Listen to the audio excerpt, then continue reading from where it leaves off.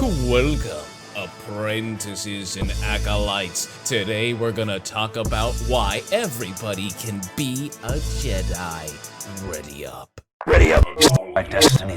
It is that time, apprentices and acolytes coming into the Dark Temple, visited by Mara Jade, Luke Skywalker, and Kyle Katarn, and so many other Force sensitives like yourself.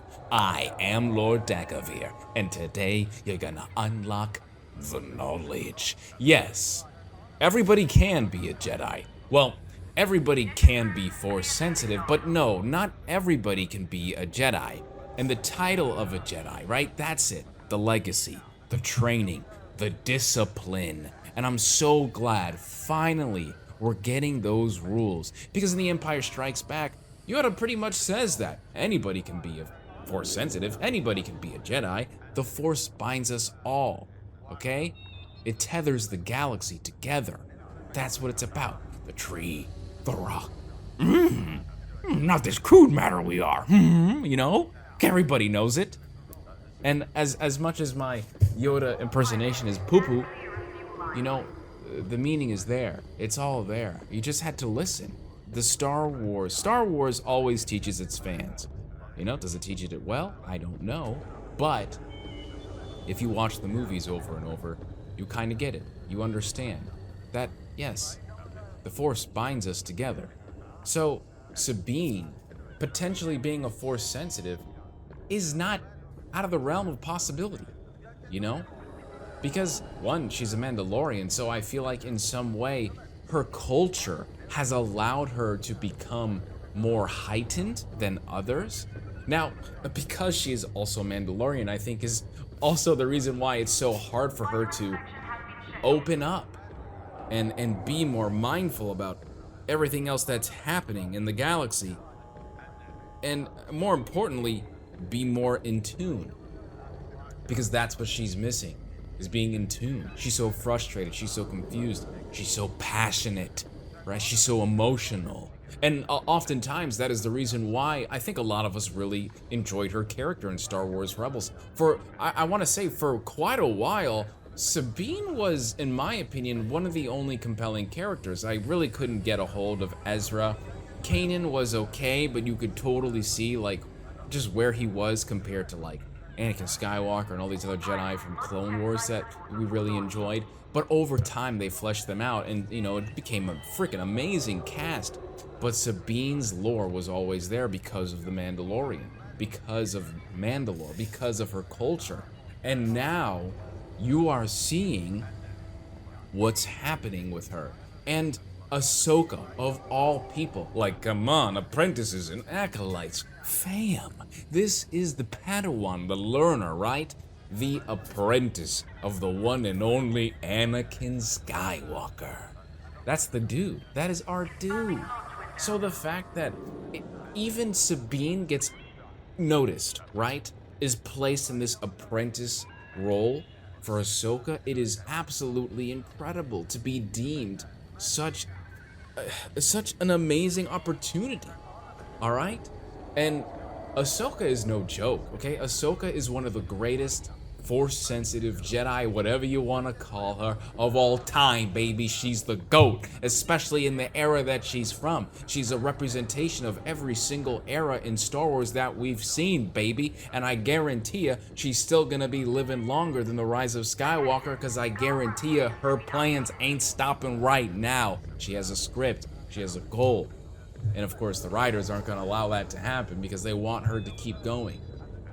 And Ahsoka is going to be far more important than we know. And the fact that she took Sabine as her apprentice, as her Padawan learner, says a lot about the potential of Sabine Wren. But as a normal person, right, I want to talk about the trajectory and the scale of the spectrum of the Force and its effects on people, and how people may also be using the Force without them even knowing. Han Solo was someone that was always theorized by fans back in the day about whether or not he was Force sensitive, and he just didn't know that he was using it. And it's so great because someone as hard-headed, dumb-minded as Han Solo. Look, kid, I've seen everything in this galaxy, and there ain't nothing like the Force. You know, but someone like him, I think that's so funny, because it's so ironic that he's such a great pilot, and he's also very lucky.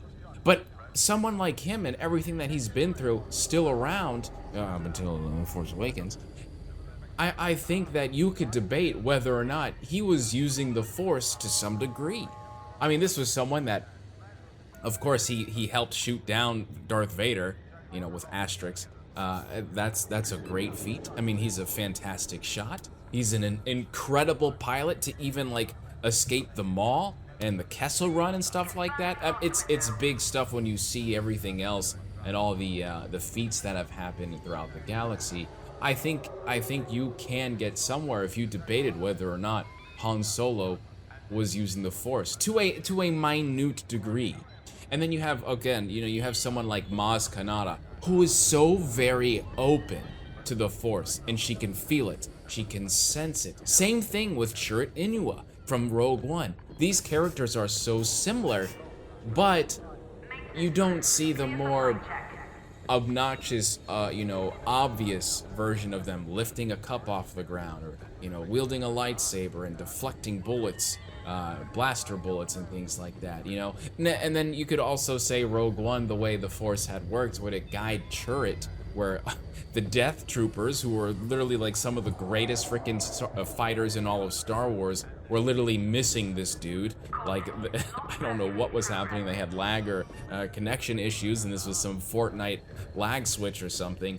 But I think it's hilarious that people are so quick to disapprove someone like Sabine, or just let alone any other character in Star Wars, to be Force sensitive.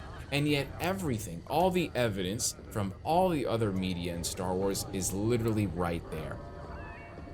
I don't know where you're looking, fam. And I don't understand the idea that this can't happen. Sure, a Jedi, okay. I think there's a great difference too between someone that is going to be a Jedi and someone that is Force sensitive, okay? The ability, it's just like, it's like that quote, right, from Star Wars where he tells Jar Jar, you know, the ability to speak does not make you intelligent. You know, the ability to wield the Force does not make you a Jedi, you know? And I think that's where so many fans, like, they get so frustrated and they instantly think, oh my god, she floated a cup. She's gonna frickin' wield a Jedi. She's so strong. That's not how it works, bro. That's not how it works. Star Wars has never really worked ever like that, you know? And someone like Sabine, I don't think that she could ever become like a fantastic, solid Jedi that can compete with someone like Ahsoka.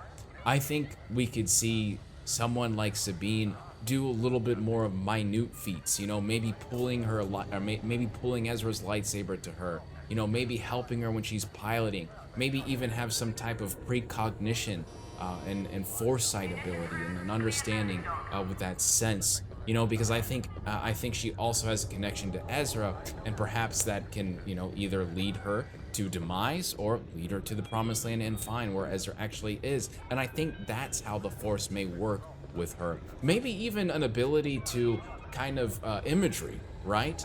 Like a metaphorical vision, and her able to predict what's going to happen through her art. And I think these are the ways that the Force can allow her to use it, like an instrument, you know, or an extension of herself, I think is the better word, because I feel like when you start using it as a tool, that's more so like the Sith. So I feel like you know, Sabine has so much potential, but even if she becomes, you know, strong with the Force, I don't think that she'll ever be like a true, fully fledged Jedi, because I think that's a great flaw in her character, the ability of the potential that she has, but ultimately it's blocked off because she can only do so much. Well, meditation, things like that, you know, we'll see what happens, because it seems like a lot has happened before that we didn't get to see after Rebels with, you know, Huyang basically said that she stopped her training, and for a long time, so we'll see what goes on with that. But I think it's funny how so many people in Star Wars continue to do that, and they're so quickly to pick a character like Morak to be Star Killer. And I think that's also so funny because while the fans are so quickly to pick, oh, I know this is gonna be this guy because I've seen this from this comic, and I've seen this from this video game, clearly it's the only character in all of Star Wars that can be this person. And Star Wars, I think, consistently, like, two times you know, and it really deceives you because the Mandalorian and Disney Star Wars, I think has done a very good job of giving us original characters we've never known before. And I remember when the Mandalorian had come out, you know, a lot of us were thinking like, oh my god, it's Boba Fett. Oh, I thought it was Cobb Vanth. You know, you guys didn't know me back then, but I legitimately thought it was Cobb Vanth. I thought that who was gonna be the character, that was it. And, you know, no, we got Din Djarin, brand new character, you know? Same thing with everything else, you know, we got Fennec Shan. A whole bunch of other original characters that people had thought, because when Mandalorian also came out, you thought you were gonna see Bosk, Dengar, IG-88. Nah, fam, it's IG-11, get it right, you know? So I think that while you can toy with the idea, and yes, this character, this actor is Sam Witwer, you know, we know, we saw the credits, everybody can read the credits, we get it. But I think at the end of the day, I think a lot of Star Wars fans, they set themselves up for failure because they want this to be this, even though they also want something new and original that they've never seen before. And then when you finally get that something that's new and original, you're underwhelmed because you hyped yourself up about this character that's not going to show up, or this ending that never happened. You know, and I did that with The Rise of Skywalker as well. And I think it's really fun to theorize. And I think there's a lot of people that don't like theorization, especially with like Star Wars. I think Star Wars lives and is exciting because so many people theorize. Now, I think there's a point where theorizing gets so out of hand. You know, it's completely uncontrollable, and then people just start influencing other people, and then these theories get so developed, right? They evolve into a full-fledged like fan fiction that so people want, and they wanted A, B, C, and D, these scenes to play out, you know. And I was one of those people that really wanted Kylo Ren, you know, to meet Anakin Skywalker. I wanted Force Ghost Anakin Skywalker to meet Kylo Ren in The Rise of Skywalker, but I was stupid, because why would that make sense? Why would that make sense? And after so long, because, you know, I loved Kylo Ren's character, he was my favorite. I love Anakin Skywalker, I'm a huge stan. I love Darth Vader, you know, I'm a Skywalker boy, okay? All right?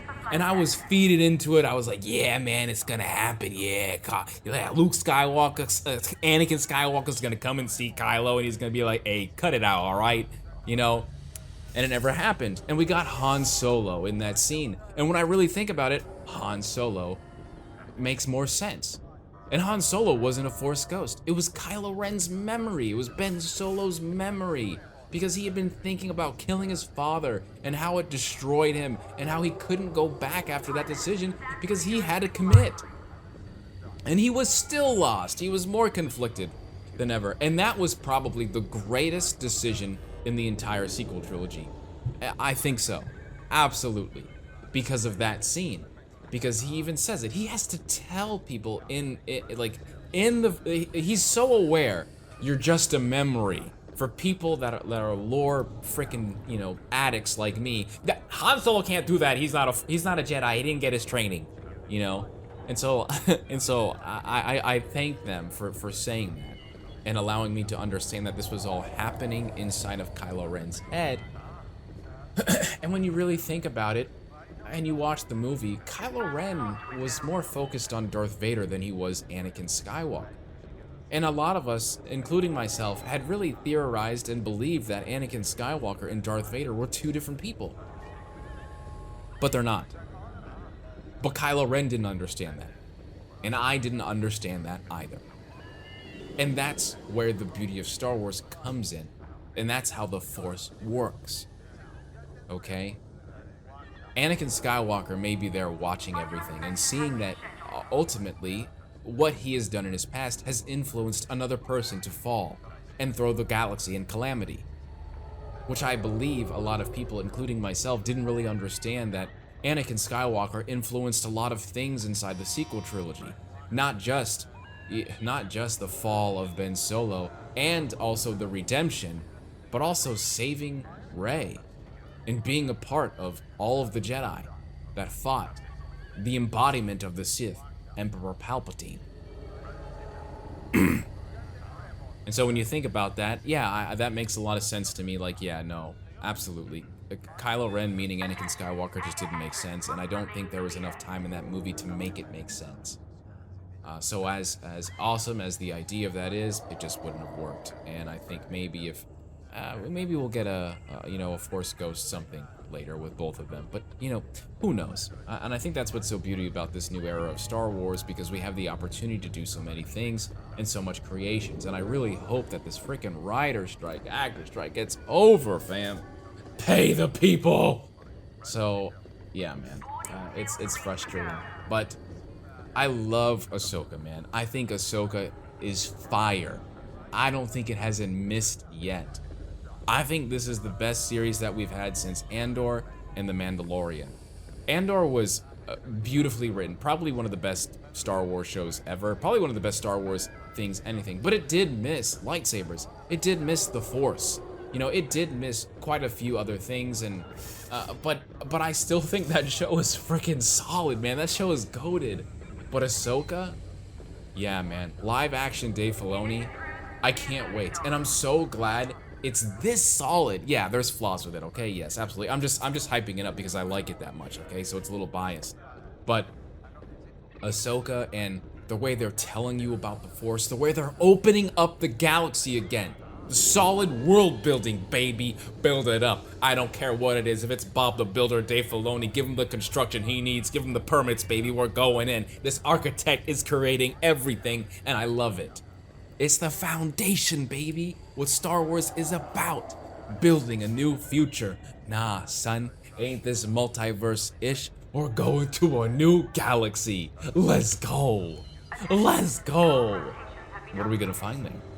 Are we gonna find more Force-sensitive species? Are we gonna find something else other than the Purgle? Are we gonna find remnants of the Celestials and the Zepho and the Rakatan Empire, baby? Or maybe even scout ships of the Grisk and the Ujan Vong? I don't know, fam, but there's one thing I can tell you every single week. You're coming into the Dark Temple, visited by Mara Jade, Luke Skywalker, and Kyle Katarn, and so many of the Force sensitives like yourself. I am Lord Dagovere, and you just unlocked the knowledge. I'll see you around, fam. Deuces.